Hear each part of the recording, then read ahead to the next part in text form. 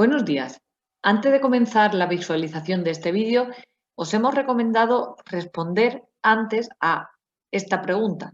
¿Cuáles son los aspectos fundamentales que tiene que tener un programa lector para que tenga éxito?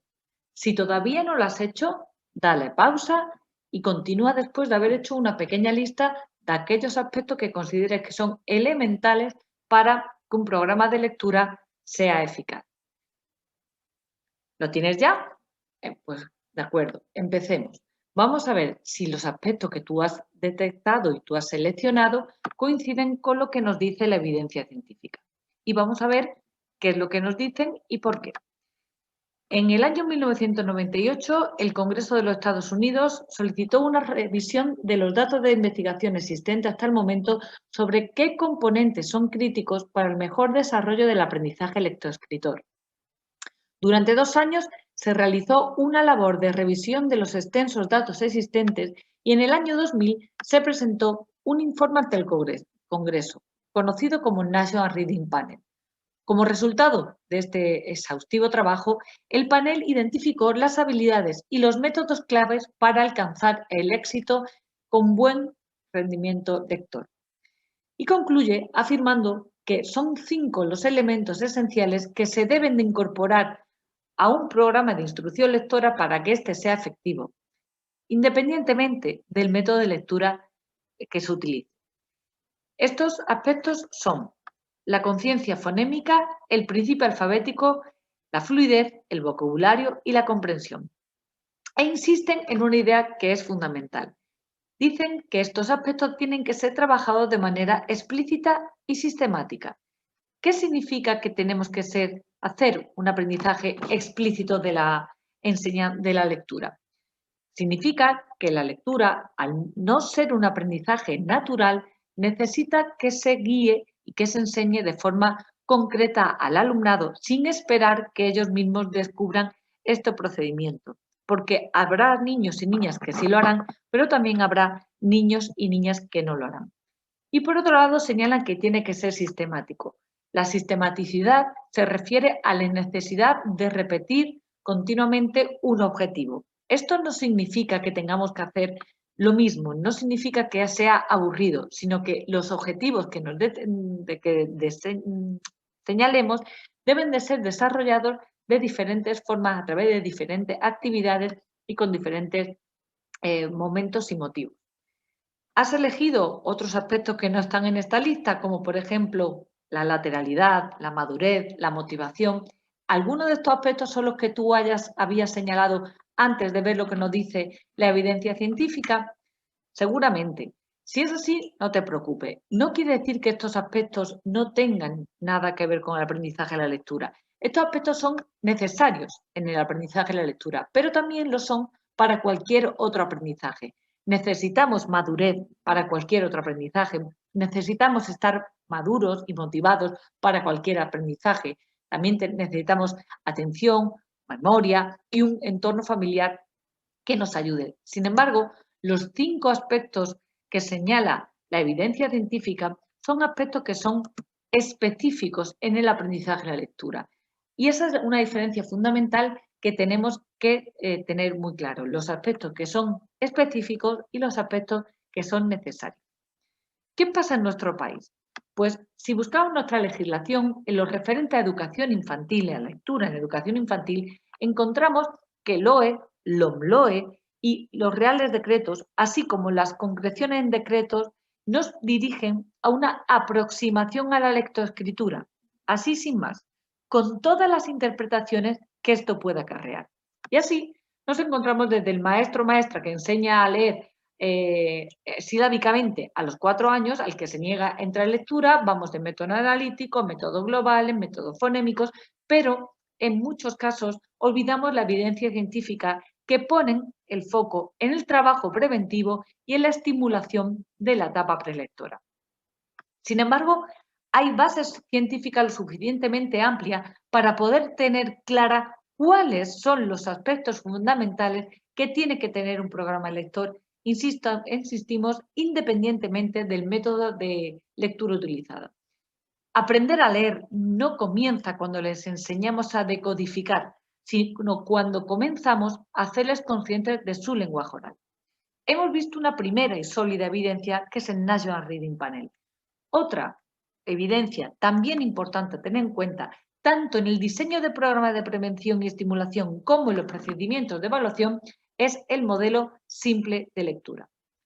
Esto es así porque el modelo simple de lectura ofrece una visión de los distintos tipos de dificultades que aparecen durante el aprendizaje de la lectura y al tiempo nos constituye una guía para su evaluación y aporta claros y precisos objetivos de intervención.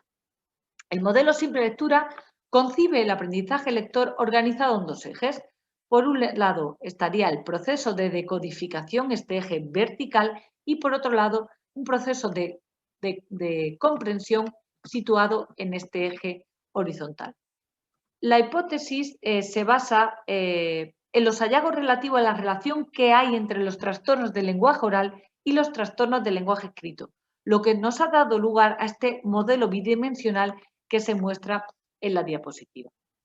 A partir de este modelo pueden derivarse dos hipótesis causales sobre los diferentes trastornos de la lectura. Por un lado estarían los déficits asociados al procesamiento fonológico, que son los que dificultan los procesos de decodificación de las palabras escritas y que se representarían en el eje vertical, y por otro, los déficits asociados al desarrollo del vocabulario y la morfosintaxis que dificultan los procesos de comprensión verbal. Para que veamos cómo se relacionan el National Reading Panel con el modelo simple de lectura, podemos afirmar que en este eje vertical se situarían en la conciencia fonológica, el principio alfabético y la fluidez, mientras que en el eje horizontal se situarían los aspectos del vocabulario y de la comprensión.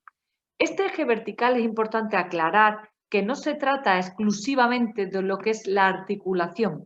Es cierto que algunos de los niños que tienen dificultades en lenguaje oral pueden tener también dificultades en lenguaje escrito, pero no siempre ocurre de esta manera. Esta fonología significa la relación que se debe de establecer entre el lenguaje oral y el lenguaje escrito, que es un aspecto que suele fallar normalmente en el alumnado con dificultades de aprendizaje de la lectura o con dislexia. El modelo simple de lectura nos ayuda también a identificar 4 tipos de lectores diferentes que resultan dependiendo de cómo tengan cada uno de estos ejes. De manera que si tenemos niños y niñas que no tienen dificultades en el eje fonológico ni tampoco tienen problemas en el eje de comprensión, encontraremos normolectores, niños y niñas que no tienen dificultades de lectura.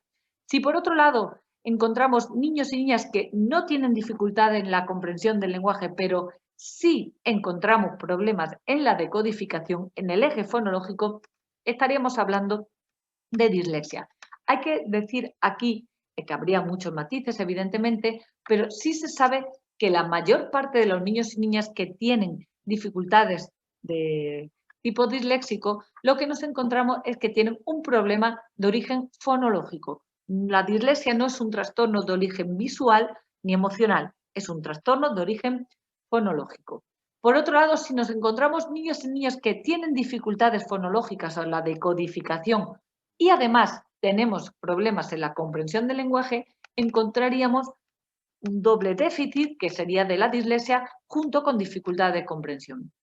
Por último, nos encontramos un cuarto tipo de lector, que es aquel que no tiene problemas en la decodificación, pero sí manifiesta problemas en la comprensión del lenguaje. En este caso estaríamos hablando de alumnado con dificultad de comprensión, también conocido como emergentes tardíos. Estos últimos dan la cara más tarde, porque no tienen problema en la decodificación, pero sí en la comprensión. Y es cuando el maestro o la maestra dice, el niño lee, es decir, este eje no falla, pero no comprende, es decir, que falla el eje vertical. Es decir, tanto la evaluación como la intervención en lectura y sus dificultades, para ello tenemos que contemplar estos dos ejes. También conocemos algunos estudios de intervención reciente como los de Clark, Snowley, Truelove o Hume, que van dirigidos a la necesidad de enriquecimiento del lenguaje oral, es decir, vocabulario, morfosintaxis y comprensión. Estos trabajos que están centrados en la ampliación y mejora del vocabulario y la morfosintaxis muestran efectos positivos de tratamiento a corto plazo, pero sobre todo a medio plazo, lo que nos hace replantearnos el trabajo y considerar de forma muy seria estos aspectos del lenguaje a nivel oral. El modelo simple de lectura y estas últimas afirmaciones son las que nos sirven de inspiración para el diseño de programas de prevención o intervención, como podemos ver en esta diapositiva. Una inspiración que nos guía, apoyado por la afirmación anterior, a asentar unas bases firmes lo más tempranamente posible, es decir, en educación infantil. De esta forma, la teoría guía el desarrollo de programas de intervención temprana o prevención y nos confirma lo que decía el teórico en educación David Kolb, que no hay nada más práctico que una buena teoría. Como vemos, tanto el modelo simple de lectura como el National Reading Panel resaltan la importancia de trabajar de forma explícita y sistemática aspectos relacionados con la conciencia fonológica, principio alfabético, vocabulario, comprensión y fluidez. Estos 5 aspectos son conocidos por toda la comunidad científica como los 5 grandes de la lectura. Sumado a esto, sabemos que las intervenciones son más eficientes cuanto más tempranamente se realizan.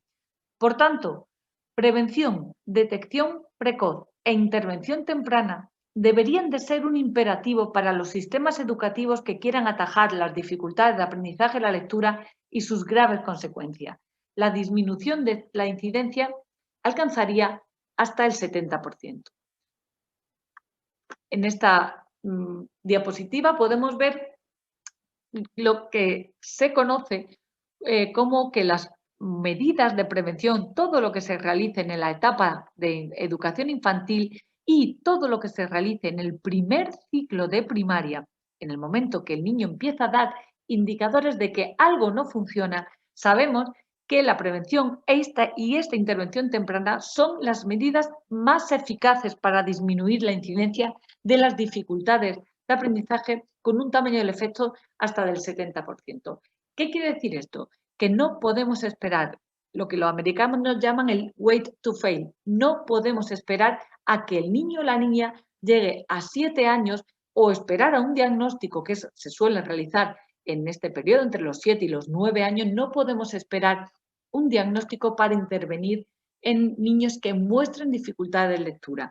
Aplicando el programa de prevención basado en estos 5 aspectos fundamentales, podemos detectar qué niño, qué niña puede tener dificultades y empezar a intervenir de forma ordinaria, con medidas ordinarias.